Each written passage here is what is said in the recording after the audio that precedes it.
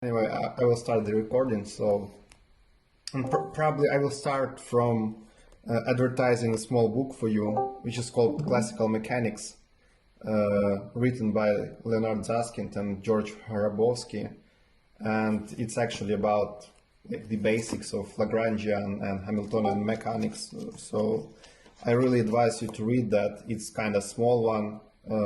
Probably it's like easy accessible on the internet, and it's like 200 pages, and that's all. Yeah, and I'm trying to find some contents here. So you can see, so it basically discusses the motion dynamics, like energy, and in lecture 6 it goes to the principle of least action, symmetries, and afterwards just goes into the Hamiltonian mechanics, phase spaces, Liouville theorem, Poisson brackets, etc. So basically that's it's kind of really connected to the chapter 20 of the Penrose's book. So really good book, and with pretty nice and basic explanations of what is the content of the chapter 20 actually. I have heard that someone connected. Whoa, we have a lot more people here. Hey, I heard Joe starting to say something. Yeah, how you doing, Slava? Yeah, I'm fine, thank you.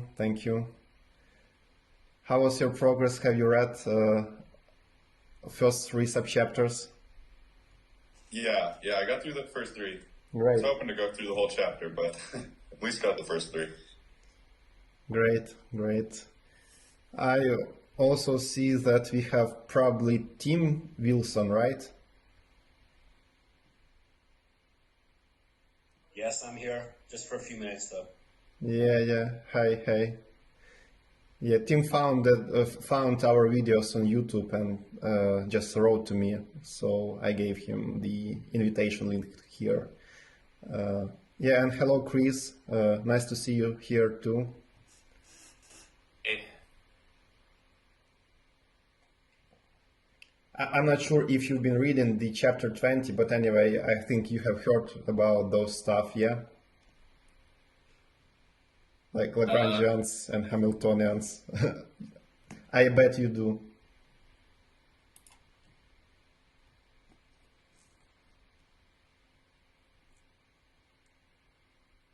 Yeah, I thought you tried to say something. Do you wanna say something? I read it a little while ago, I think over the holiday, but I haven't been doing much reading this month, to be honest. Yeah, that's okay. So I assume that currently you are able to see the book on your screen, the video recording going on here in my hand, and also you should hear me well also. So if that's true, I think we should start. If not, please let me know.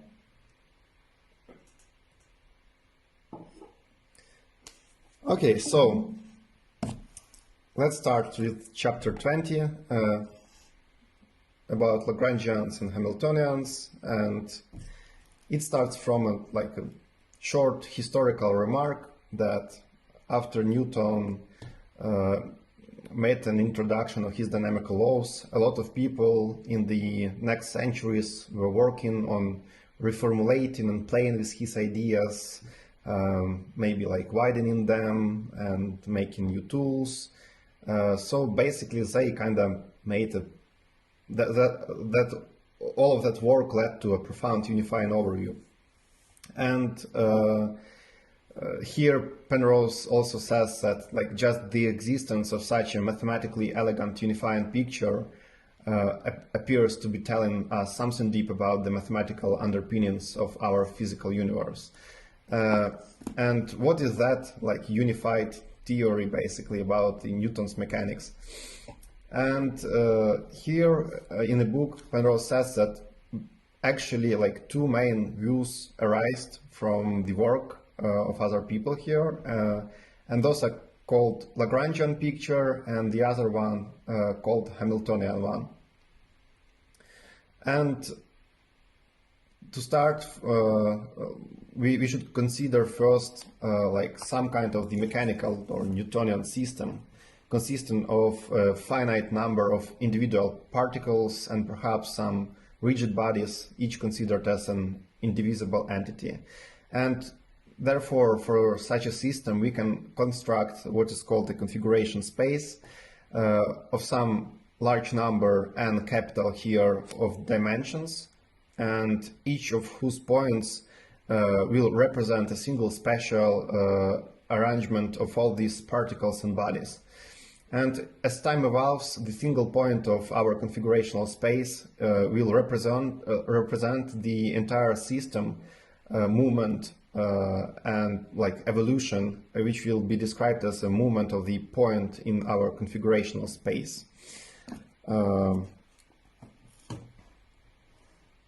Yeah, and he says here that in fact the law that movement in the configuration space could be described it's better to say is illustrating basically the Newtonian behavior, and this law of the movement could be obtained by a direct mathematical procedure from a single function. And in Lagrangian picture, that function called Lagrangian, and to obtain it, yeah, we will later talk about how to obtain it, but basically that function is called Lagrangian in that case, and in this case it's defined on the tangent bundle TC. Let's recall together that tangent bundle is like a 2n dimensional manifold if our original manifold has the n dimensions. Then tangent bundle has 2n dimensions, and every point of it corresponds to the point with the attached tangent vector to it. Therefore, we have like n coordinates for the point and n coordinates for the tangent vector here, basically. Yeah, and Hamiltonian picture is kind of dual. So basically, we have, instead of the Lagrangian function there, we have Hamiltonian function. And in that case, it is defined on the cotangent bundle, T star C here, which is called the phase space. And in that case, each point of the cotangent bundle will correspond to the point with the covector attached to it. So basically, that's it. Yeah, and in the next section, he talks about the notion of the generalized coordinates, that our Lagrangian picture should not be only Cartesian one. So we could have like a lot of different curvilinear coordinates here, for example, like polar, spherical, cylindrical ones, etc., etc. So you can kind of introduce any kind of the coordinates that will describe the system here. And those are marked here with those Q letters, like Q1, Qn here. Yeah, and what it means to be a Lagrangian in that case, or I mean, sorry, like Lagrangian should be dependent on the coordinates and also on the tangent vector. But basically, tangent vector is about the velocities. So basically, like function which is defined on the tangent bundle means that it is the function which will depend on the coordinates and also the velocities. And velocities in that case, they are also like called generalized velocities. And those are just derivatives of our generalized coordinates in that case. So we have a bunch of Q1, Qn's here, and a bunch of the Q1 and Qn's with the dots, so basically the generalized velocities.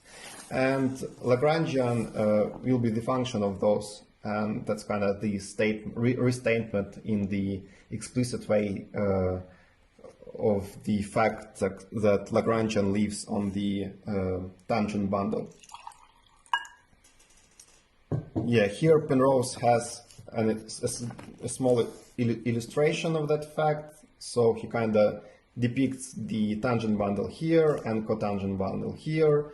He has the evolution of system described by that line on the manifold, and point is the current state of the system. And he shows us that in configuration space, we can see that the overall situation here will be kind of projected into the point with the velocity here, or the point and the covector here, or one form.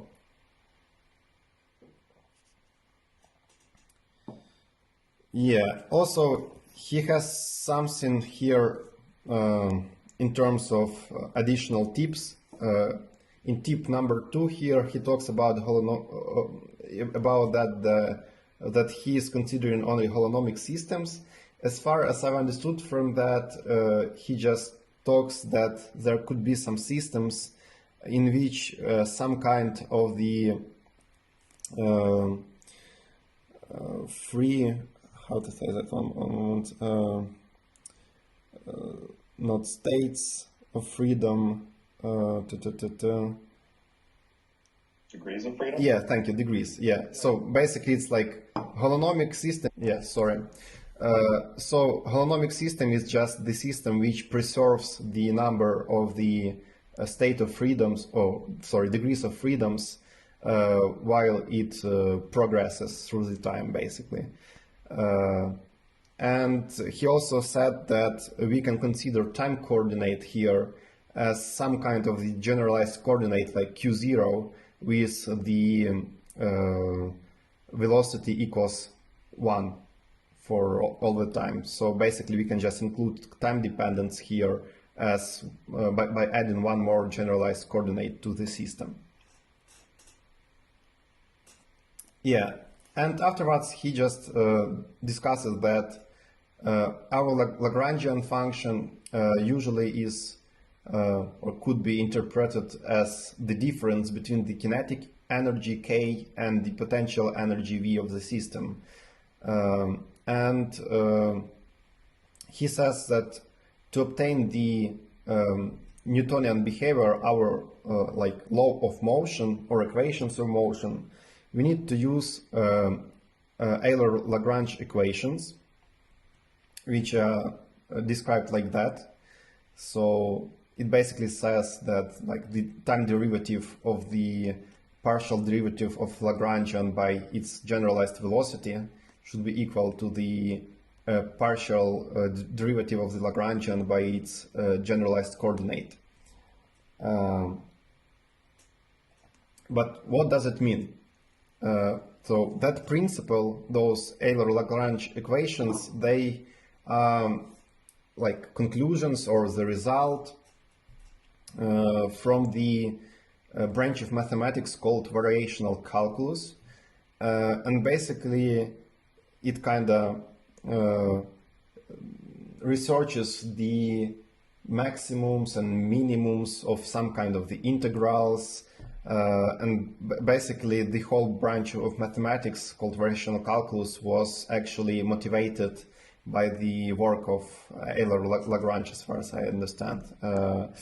And basically all that approach to the Newtonian mechanics described here. So, and in that case, you can see I wrote maybe a little bit in a shallow line here. I will try to make it more bold so you'll be able to see it like more clearly. So I have like the integral here, it's not s, it's integral. So integral of our Lagrangian by dt, or maybe it could be like some other, like maybe generalized coordinates could be used as the density here. So it depends on the Lagrangian density here. But anyway, we can describe the thing as the action. So basically Lagrangian is some kind of density which measures the action our system is doing to progress in a time. And basically Euler-Lagrange equations, they say us that that integral, the action of the system, goes to the minimum yeah, basically goes to the minimum state of it. And it's actually discussed here in that paragraph, and here Penrose called it the Maupertuis principle, probably, or just principle of the least action, or principle of stationary action here also. Yeah, so basically he also want to say here that our action, that integral, is not guaranteed by the Euler-Lagrange equations in general to be at the minimum, but it's guaranteed to be stationary. And what does it mean to be stationary? And like basically he describes that using that picture, that for like some kind of the functions here, you can see that like stationary state where like the derivative equals to 0 could be in like three basic cases, like at the minimum point, at the maximum point, and at the saddle point. So that's where the... In terms of like how you get that, like how they're derived? Yeah, like I guess there's like the variational calculus thing that they do. I don't know, that it always seems a bit weird to me.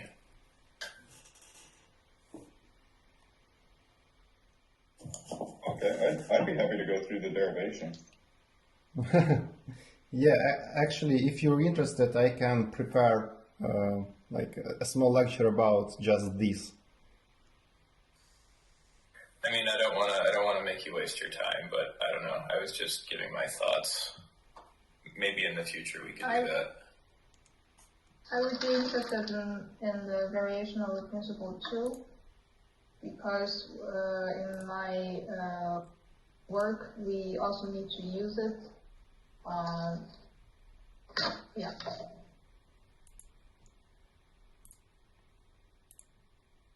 By the way, Stav, I think what you refer to as the tangent plane, they refer to as its graph in the book.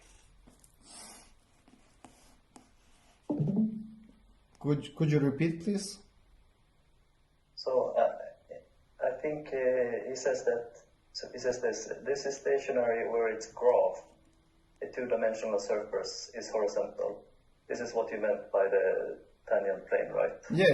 Yeah. So tangent plate is horizontal where the surface is horizontal, yeah. Yes, weird terminology, we're calling it graph. But yeah. Mm-hmm. Yeah, and continuing,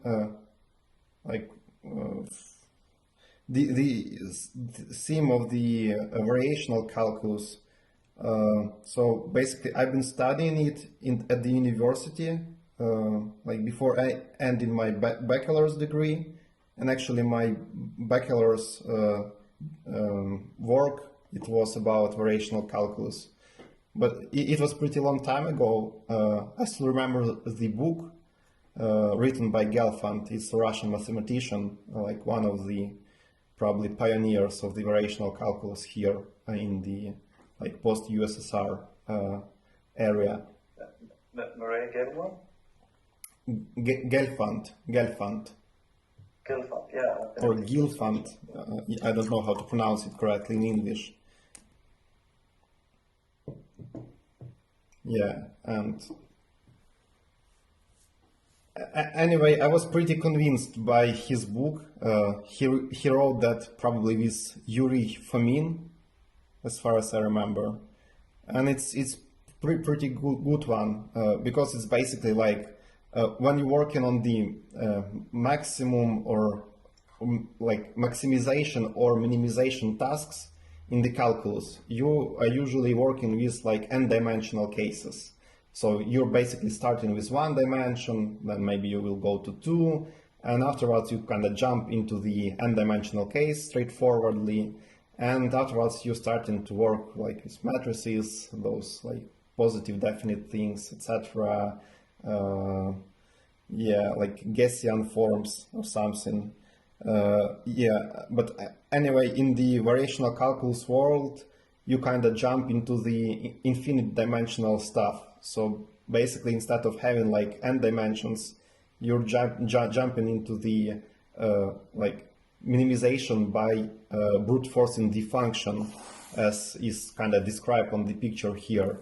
So you kind of have some kind of a space, you have two fixed dots, and you want to find some kind of a path or a function here between two dots, which will minimize or maximize something, like which will measure that function, which will be similar to that thing, like the action here.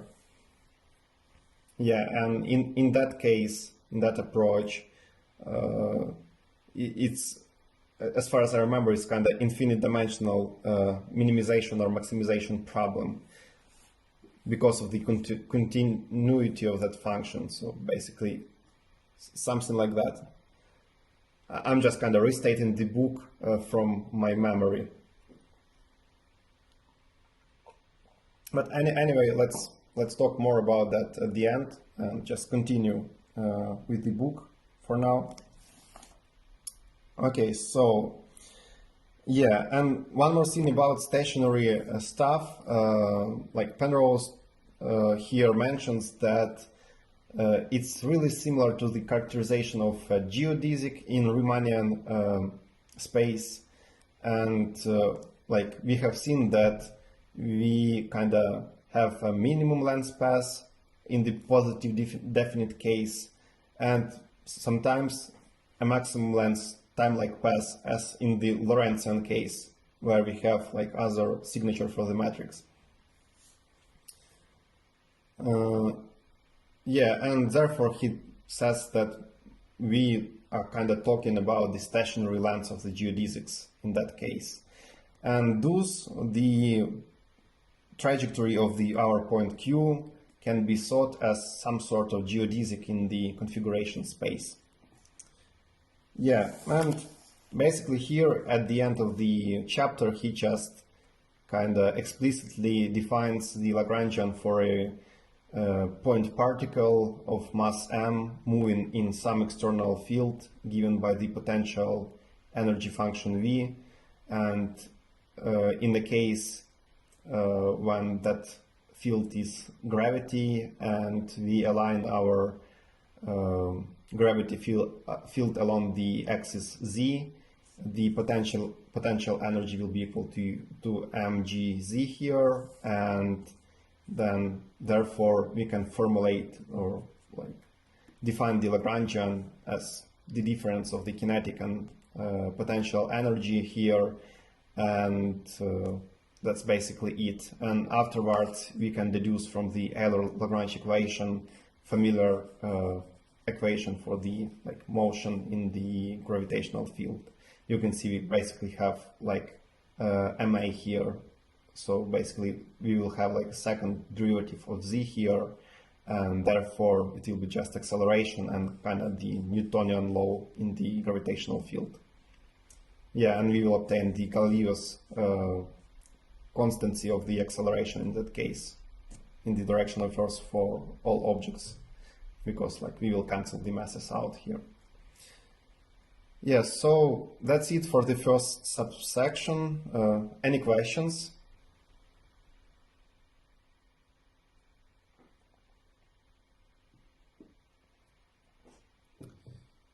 Okay, then let's go further. The second subchapter here was a bit more complex for me. Of course, this first one, it also lacks like, how to say that, like a solid foundation, you know, where everything would be derived from a scratch or something. Probably one of the most interesting derivations I've seen was in the Landau Lifshitz book about mechanics. It's kind of the first book in their theoretical physics series, and it's pretty interesting how they doing it. So it's also like one more source to include. Probably I will share some list of the books with you at the end of the lecture, just to so you will be able to find those later, or maybe I would be able to find those for you even. So we will see anyway. Let's continue with the second subsection here, where we'll talk more about the Hamiltonian pictures. So we have heard already that Hamiltonian will depend on coordinate of the point in the configuration space, but also on the cotangent vector, basically, or covector there. And covector should be defined as the coordinates of the one form on the configuration space. And here, those things are called like generalized momentums, P1, Pn here, and they could be defined from the Lagrangian using that partial derivatives of the Lagrangian by the general velocities, q dot here. And why is that? It's because basically like those partial derivatives are kind of natural coordinates for the one forms, and they're kind of together, they constitute some kind of the like a big differential, something like big one form. So basically we can consider those p's here as some kind of the coordinates for the covectors, and here Penrose said that we can construct from those the one form, the covector is one form, and we can construct its exterior derivative S, which will equal to this thing here, and it will satisfy ds equals 0, probably because like taking the boundary twice will give us 0, and taking the exterior derivative from that wedge product of two exterior derivatives, like two boundaries, will inevitably give us 0. Yeah, anyway, I'm not really sure about like the meaning and the importance of the symplectic structure here, and what is that actually. So we can recall from the previous chapters where we have seen the word symplectic. We have seen those in the group theory chapter 13, about symplectic groups, and we have seen that like when we have like antisymmetric like quadratical form, like that sxy, which will be equal to minus syx, which is linear also here in x and y. Then we will have some kind of the group which is called symplectic, and it will consist from the matrices with zeros on the main diagonal, and probably it will be like antisymmetric. Yeah, here I have something like t transposed will be equal to minus t, something like that.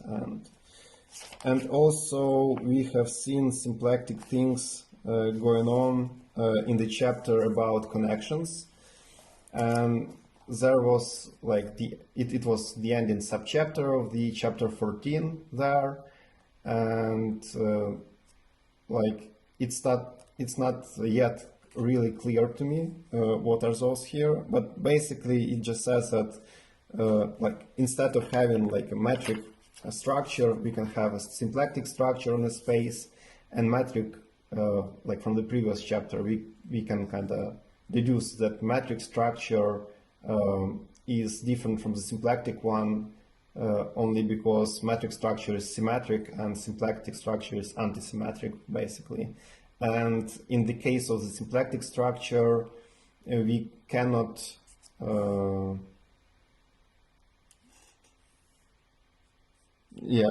define a unique connection or something like that, but anyway, it's still really useful because it will define the thing called Poisson brackets, and we will see those in the 20.4. So I hope that on the next call we will talk more about those symplectic structures and symplectic manifolds, and we'll understand more about those and those S forms here. Okay, so like my basic understanding for this call is just that like the Hamiltonian is basically a function dependent on the bunch of generalized momentums and also generalized coordinates, and basically that's it. And those generalized momentums are kinda the dual coordinates to the velocities, so they are coordinates of the co-velocities basically here. And the Hamiltonian could be defined using that formula here, and I also added a few more formulas here so you can understand it a little more. So basically Lagrangian could be described as kinetic energy minus potential one, and here you can see that what we have here is basically velocity multiplied by the generalized momentum here, and momentum is kind of mv, and that's v. So basically what's written here is kind of generalized mv squared. So basically it's like two kinetic energies here. And if you subtract the Lagrangian from 2k, then you will have like 2k minus k will give us k, and minus v will give us plus v. So basically you will have like a total energy. So basically Hamiltonian in that case is just like kinetic energy plus potential energy. But like in the next paragraph, Penrose also says that to obtain like a real Hamiltonian, you need to get rid of the generalized velocities here and obtain everywhere the generalized momentums. And usually it's not a simple task. Yeah, but anyway, after doing that, our Euler-Lagrange equations, they will be modified into Hamilton's equations, and they're more beautiful in terms of symmetry. So basically they're describing the evolution of the momentums and the evolution of the generalized coordinates here in terms of the evolution of the Hamiltonian function. Yeah, and these equations, they describe the velocity of a point P in the cotangent bundle, and this velocity is defined for every point P. So basically we have kind of the vector phi on the tangent bundle, and that vector field is defined by this equation here. Probably we'll understand more when we'll talk about the symplectic structure and Poisson brackets in the subchapter 4. But anyway, we can think about that, like we can think about vector fields on the cotangent bundles as like some of those partial derivatives of the q's and p's there. And basically those things, they will mark so basically like the full-fledged like formula for the vector field will contain some coefficients standing here, and like the real natural coefficients there could be like dp by dt here and dq by dt here, and they are kind of substituted with those things because of the Hamiltonian evolution of the system, and that's where you kind of is obtaining that equation. So you can just should imagine that scene standing here and that scene standing here. Yeah, but anyway, I think we should wait for the 20.4 to understand more about those things. Meanwhile, we can just take a look at the picture. So basically here we can see like a cotangent bundle of the configurational space, and Hamiltonian flow, that vector field, will define like the evolution of our system, which will be kind of trapped into the hypersurfaces of fixed h values because our energy is conserved. And you can also kind of prove that Hamiltonian actually is conserved thing. So basically the energy is conserved thing. And therefore our evolution of the system will be inside those constant Hamiltonian hypersurface where you kind of initiate the system. Yeah, so that's basically it with that. Yeah, and afterwards he just probably he will just reformulate the Lagrangian from the previous subchapter in terms of the Hamiltonian one. So basically he redefines the kinetic energy using the generalized momentas here, and therefore he is obtaining that Hamiltonian thing here. Yeah, so basically that's it. At the end of that subchapter he talks about notation, consistency, and that we can have like different metrics, and therefore like the generalized momentums could be negated ones, like minus P1 minus P2 here for the Minkowski matrix. But anyway, like at the end of that big paragraph he just says, as for now you can just ignore it and just don't worry about those things. So basically I think that we just can ignore that big paragraph here about the notation and just like get our intuition on the examples from the later chapters, for example. Yeah, so that's it for the second subchapter. Any questions about that?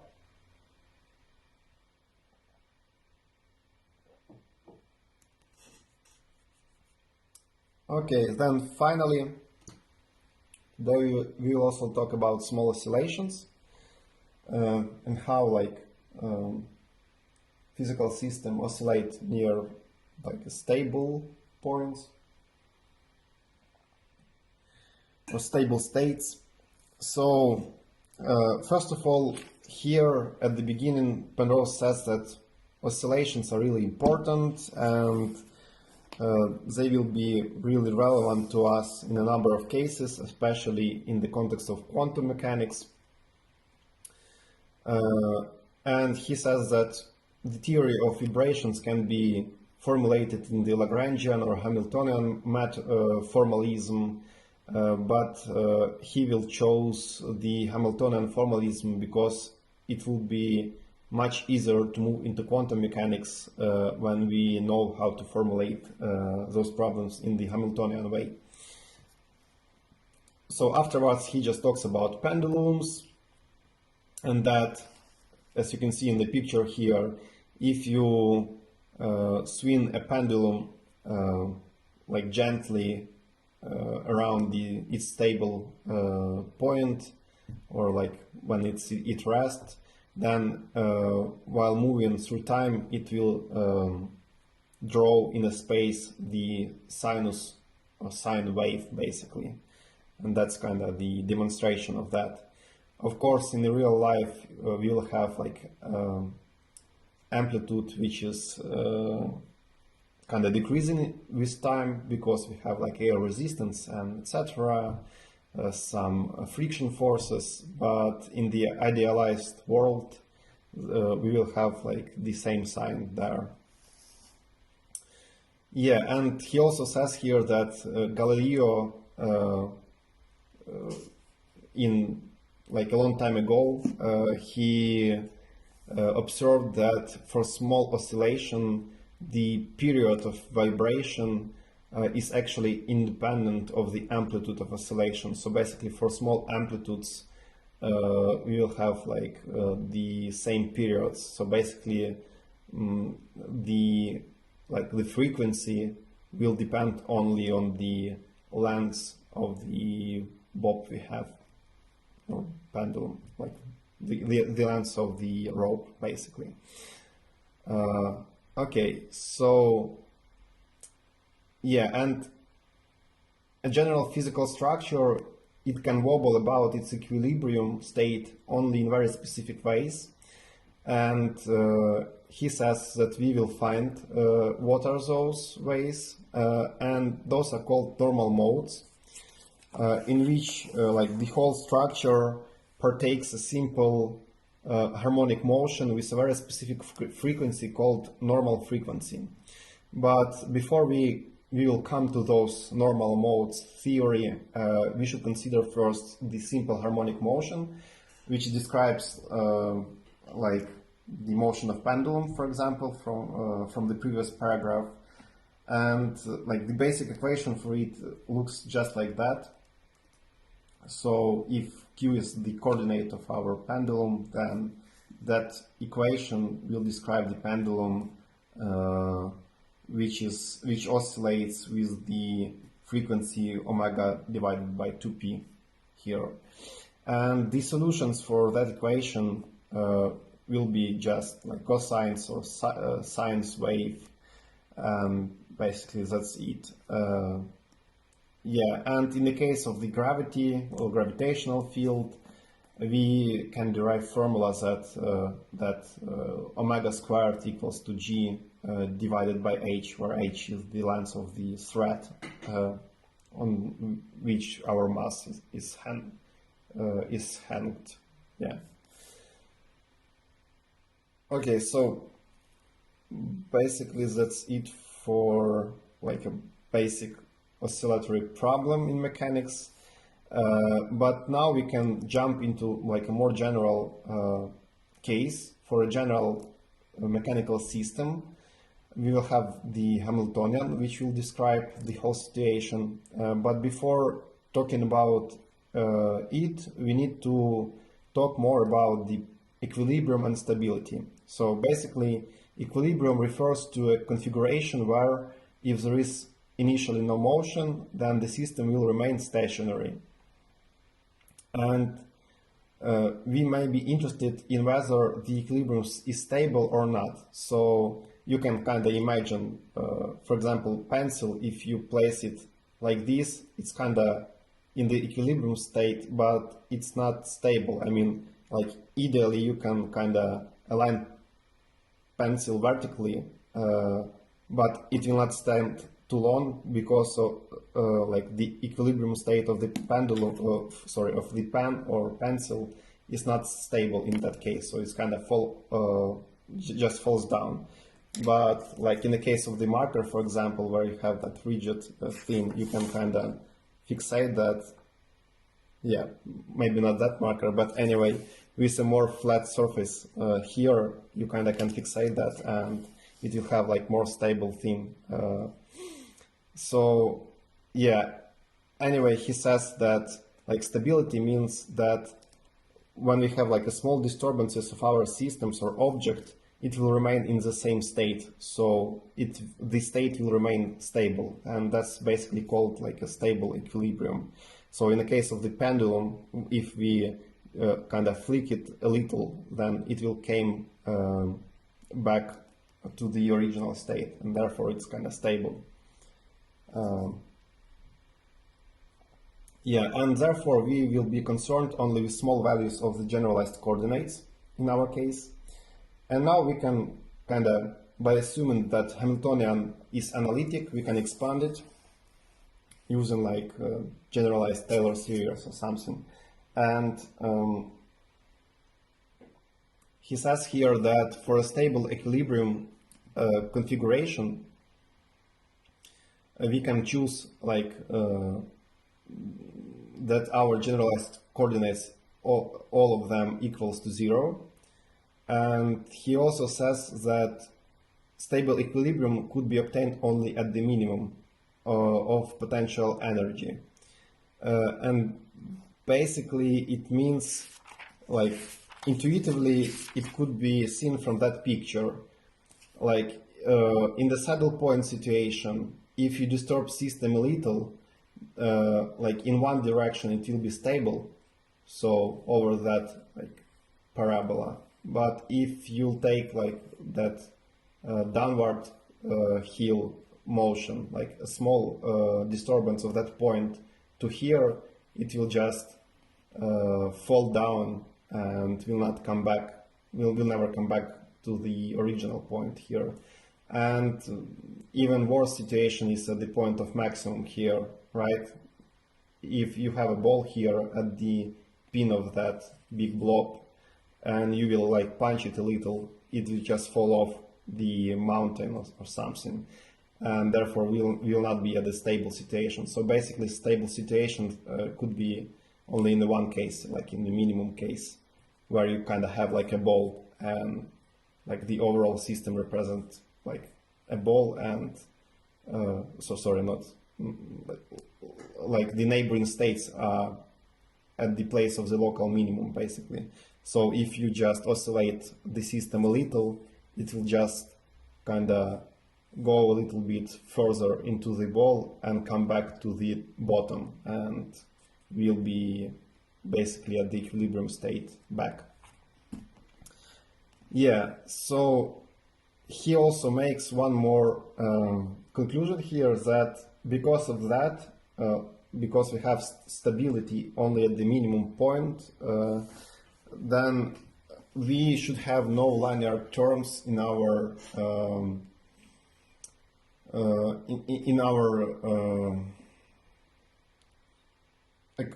expansion of the Hamiltonian here. And all of the terms of order 3 shouldn't matter for us, because our oscillation is small, and all of the Q and P's, they will be really small for a small like impulse or action down the system. So basically we need only to worry about those quadratic terms here with those two matrices like Q and P.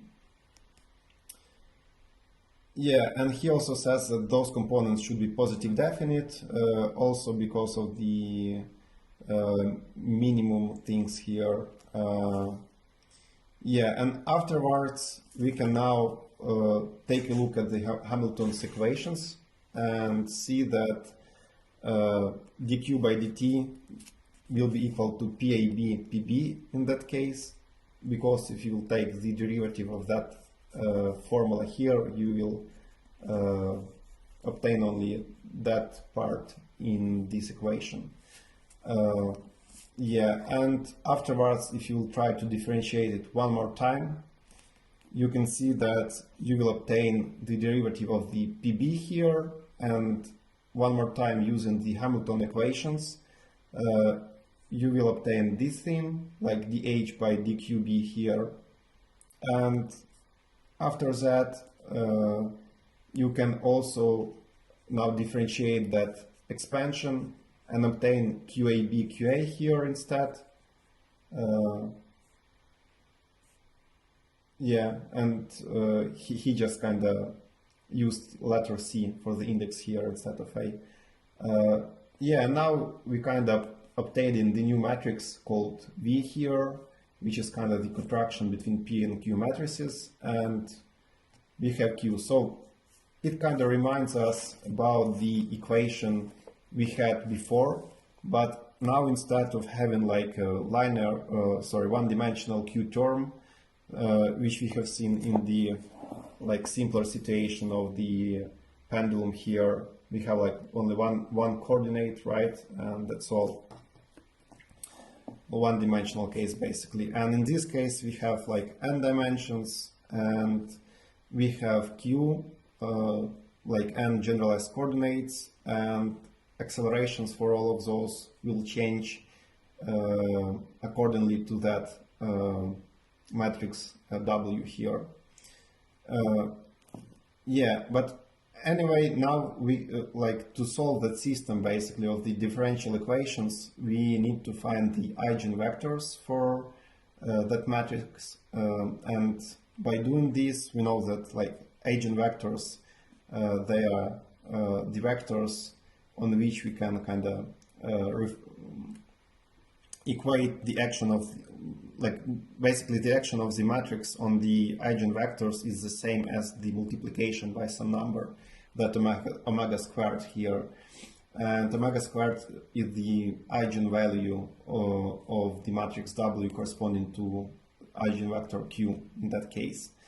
So basically for those eigenvectors we'll obtain a straightforward linear equation here, which now is kind of really is the same and looks pretty similar to the one-dimensional case, right? But instead we have a vector here of the n generalized coordinates q here. So basically that's it. And what does it mean from the like physical perspective? So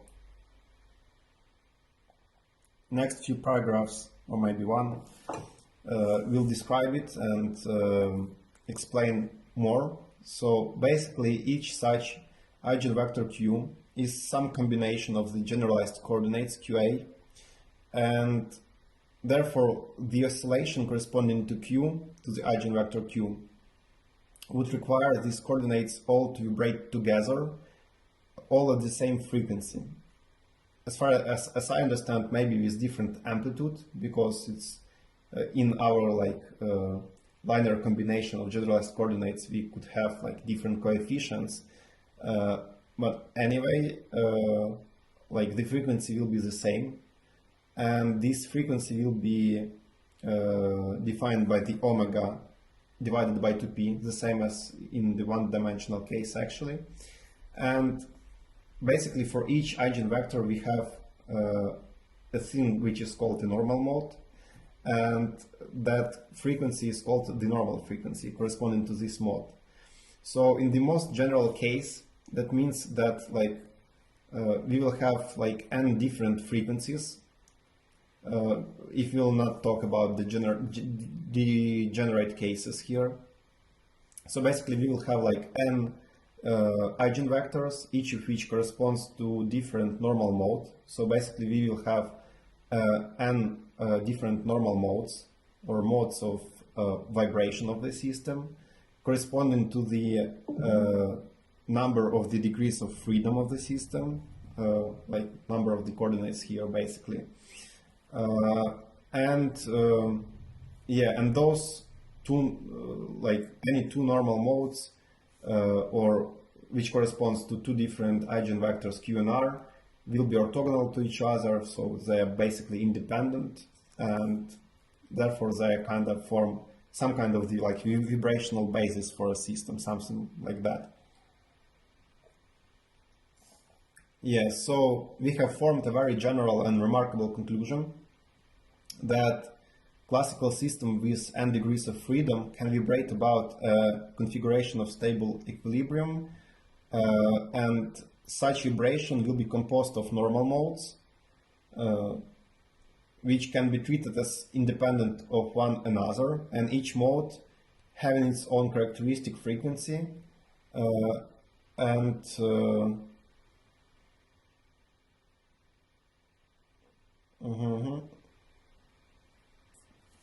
yeah, so basically that's it.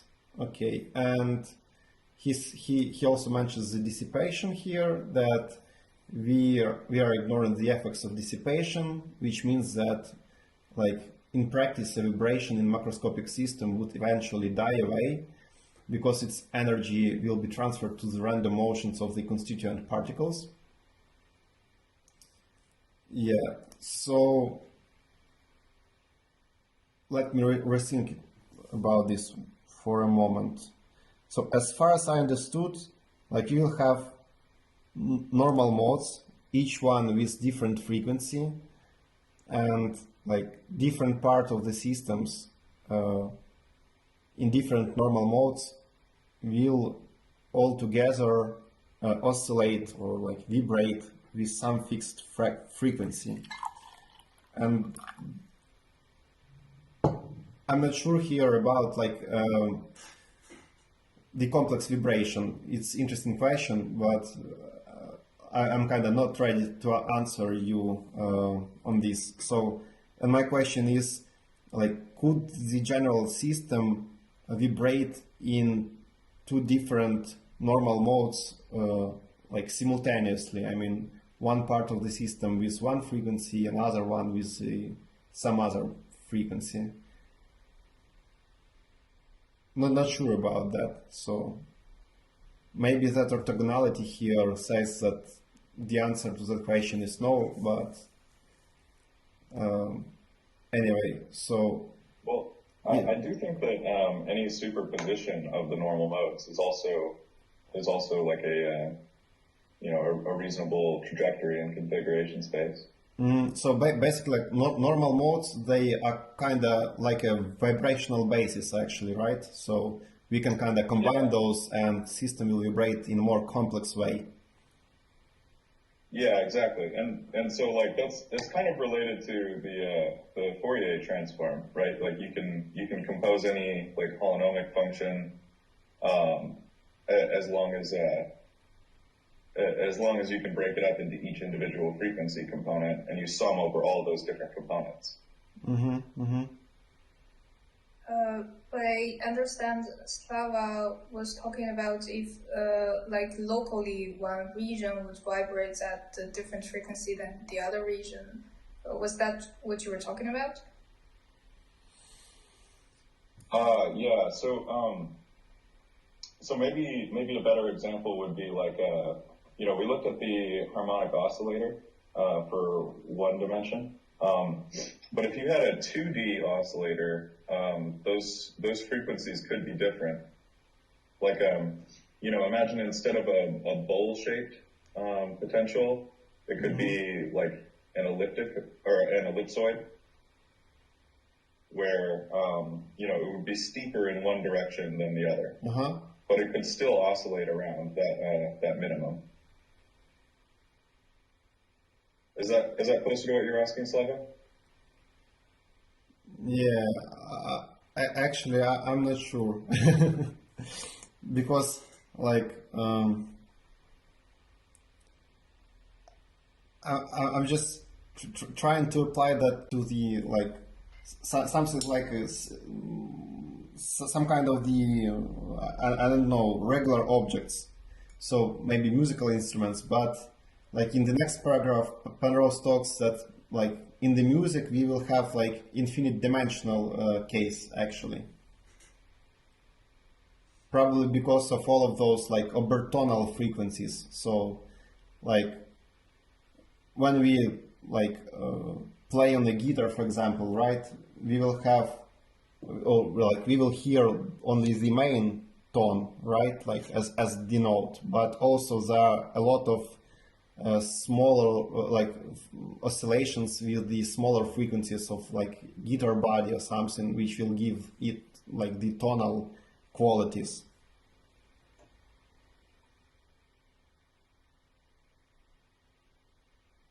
I see. I think the simplest demonstration of a system with normal modes is like coupled oscillators. So if you think of like carbon dioxide, right? It's got a carbon atom in the middle and two oxygen atoms, and it's like it's a linear triatomic molecule. So in this linear molecule, the two modes that are most like natural to the system would be like if both the oxygen molecules are moving toward or away from the carbon, right? So you can imagine them moving like toward the center at the same time and away from the center at the same time. That's one of the normal modes. And then the other normal mode would be when they are directly synchronized, and it's just the carbon atom that is like oscillating back and forth. So that would be like two normal modes for that system.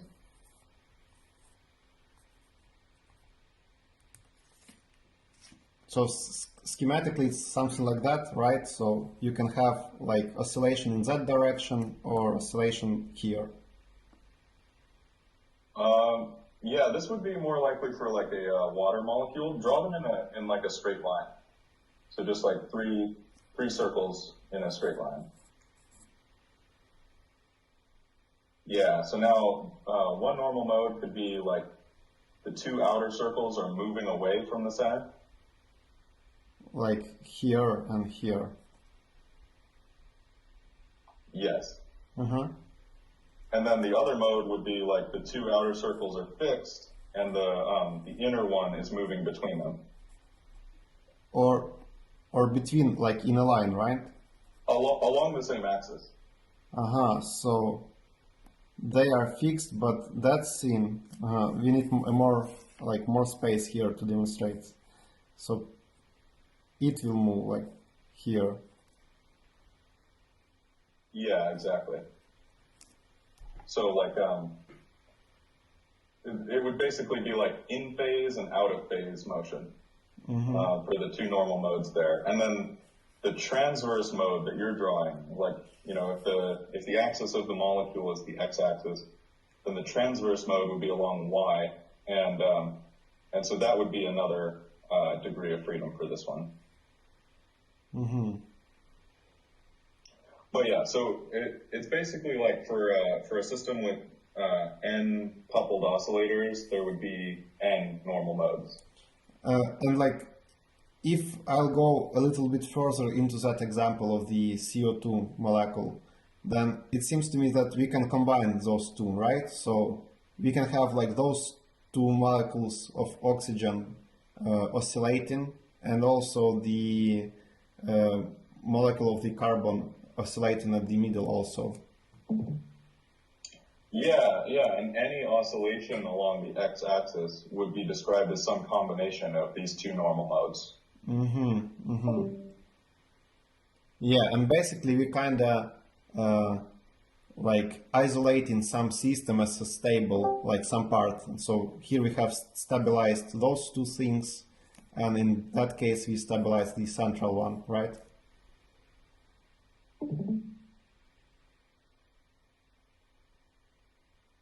Yeah, that's right. Okay, so let's finish and then we will talk more probably. So in this next paragraph, Penrose says that up to this point we've been considering only like finite dimensional cases, but like the foregoing theory also applies to the systems that are at least in idealization infinite dimensional. And he says that we are familiar with this idea when we are concerned with the sounds that a musical instrument might make. A drum, for example, or a musical triangle will oscillate in accordance with various frequencies when it is struck, and these frequencies determining its particular timbre probably. And the sound of the wind instrument is similar, coming from the oscillation of the column of air within it, and similar also the vibration of a stringed instrument, etc. Yeah, so I'm not sure why he's talking like about infinite dimensional cases in that case. Maybe he is explaining that in the next paragraph. So basically he says here, like, recall the Fourier series, and that Fourier analysis expresses the general vibrations as a linear combination of modes, and these being the pure tone sine waves or cosine waves, and they are infinite in number. Okay, and in this case the frequencies are all integral multiples of that of the primary mode. This is the kind of thing that one strives for in the construction of the sonorous musical instrument, but generally, as with drum or bell, the normal frequencies are not so simply related.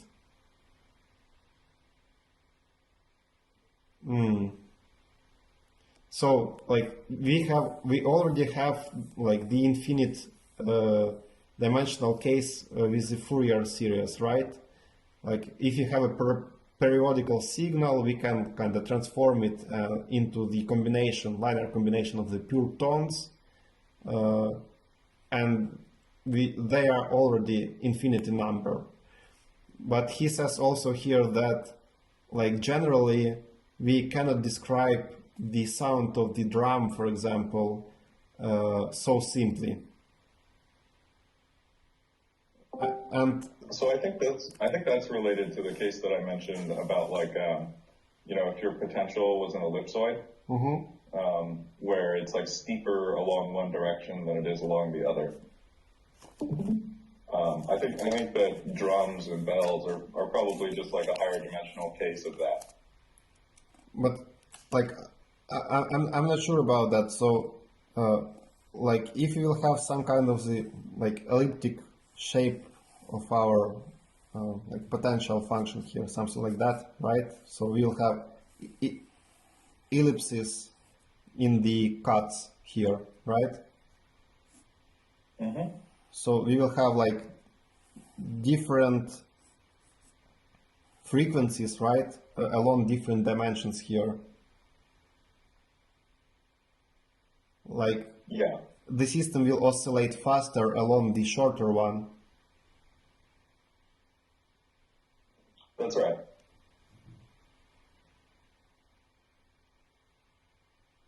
So I think that it's just that the normal modes aren't all just like integer multiples of the primary mode.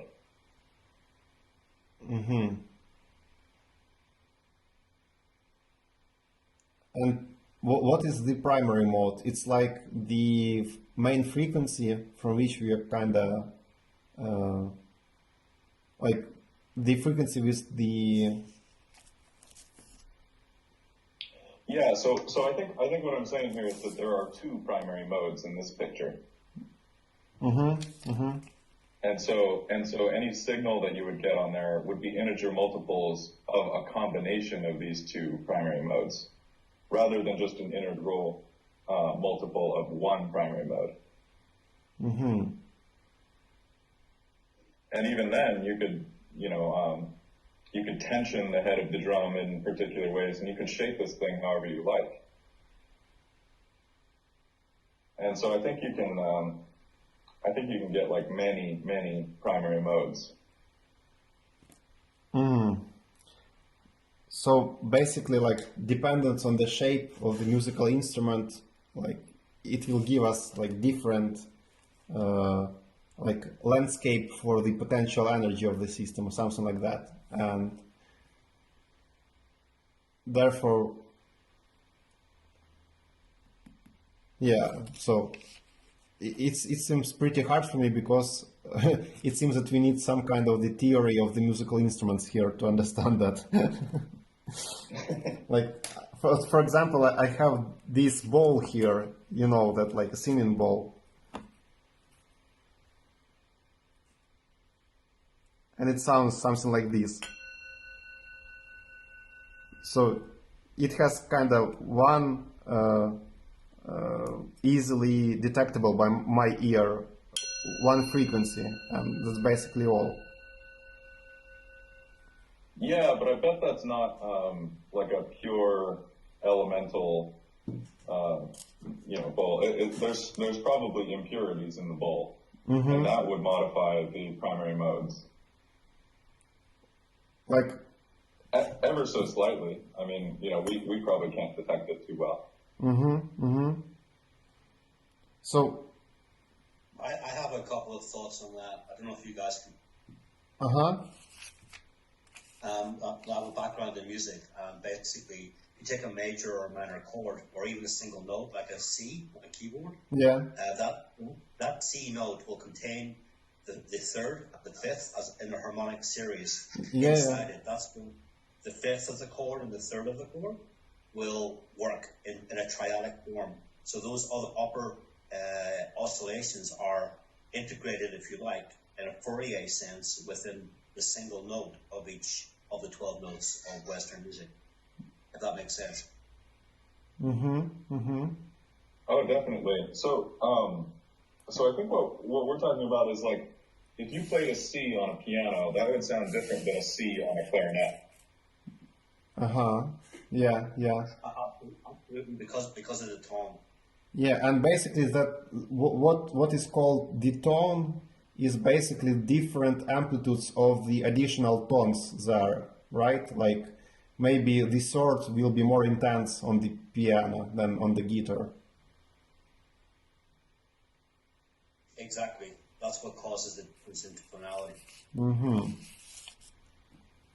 Yeah. Anyway, it's really interesting. It's really interesting, but yeah. And like from the vocal perspective, like I've been doing some study in vocal theory, or how. So basically, I'm singing a bit, and you know that scene like a throat singing in the Mongolian or Tibetan traditions, and they have like a really guttural, or how to say, really low sounds for those songs, and they kind of basically finding how to modify like the feeling in your throat in that way that will kind of emphasize the really low note already contained in your like higher pitched C, for example. So if you will take like at first you kind of taking the high note, but afterwards you kind of deform a little bit your throat feeling, and you kind of start to feel how to like highlight in your voice the lower note more, and therefore you will obtain some kind of the throat singing style available to you. Yeah, but anyway, it's interesting how to connect that with physics, but yeah, but it seems like a really pretty complex thing to do. Yeah. Okay, so anyway, let's continue. We have two more paragraphs here, and one is about fields and string theory. So basically, in such situations, the Hamiltonian or Lagrangian formalisms can readily be extended to cover a case n equals infinity, but some care here is needed. Okay, and basically, in that case, we are coming to the theory of fields, for which we'll have that infinite dimensional case, and we will take a look at those in fifth subsection of that chapter. And this has many applications in the modern physics, and in particular the approach to a string theory where like the point particles, they are replaced by little loops or maybe open-ended strings instead of loops, and the string theory will use that formalism, and the various fields of particles of nature, they will arise from the normal modes of vibration of the strings, and we will see those things in the chapter 31. And one final point should be made here is that we can also have, like instead of the stable equilibrium, we can have unstable equilibrium situations, basically described by some kind of the like saddle points or maximum points.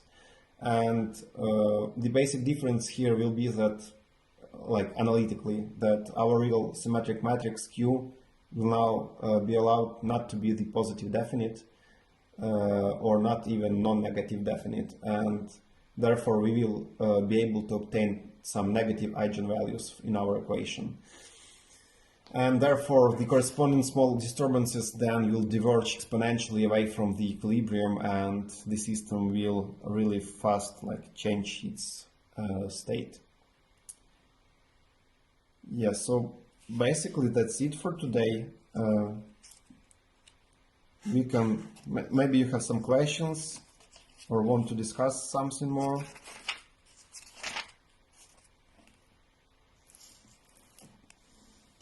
Yeah, we were having a little discussion in the chat about how you do this variational principle, how you apply that to the principle of least action. Yeah, one moment. I need to open Discord.